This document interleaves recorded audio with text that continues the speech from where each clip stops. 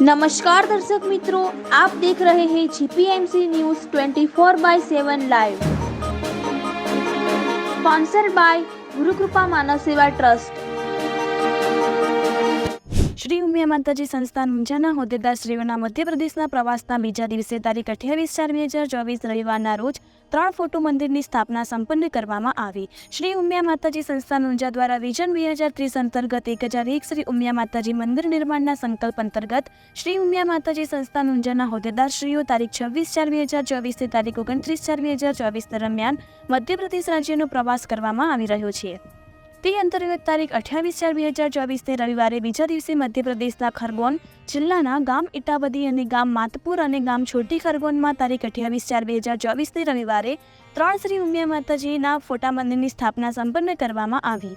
આ સુપ્રસંગે શ્રી ઉમિયા માતાજી સંસ્થાન ઊંઝા સંગઠન અને પ્રચાર પ્રસાર સમિતિના ચેરમેન શ્રી પ્રવીણભાઈ પટેલ, ઊંઝા સંસ્થાનના મંદિર નિર્માણ સમિતિના વાઇસ ચેરમેન શ્રી ઈશ્વરભાઈ પટેલ, કારોબારી સભ્ય શ્રી રામચંદ્ર પાટીદાર, શ્રી મથુરાલાલજી પાટીદાર, શ્રી બલરામ પાટીદાર, શ્રી ઉમેશચંદ પાટીદાર, શ્રી મહેશ પાટીદાર, શ્રી મોહિત પાટીદાર, શ્રી કૃષ્ણચંદ્ર પાટીદાર, શ્રી દિનેશચંદ્ર પાટીદાર, ઊંઝા સંસ્થાનના મીડિયા પ્રભારી શ્રી પીએ પટેલ અને વિશાળ સંખ્યામાં ત્રણેય ગામોના ભાઈઓ બહેનો વડીલો ઉપસ્થિત રહી સુપ્રસંગે ગામમાં વિશાળ શોભાયાત્રા સાથે માતાજીના ફોટા મંદિરની સ્થાપના સંપન્ન કરવામાં આવી હતી।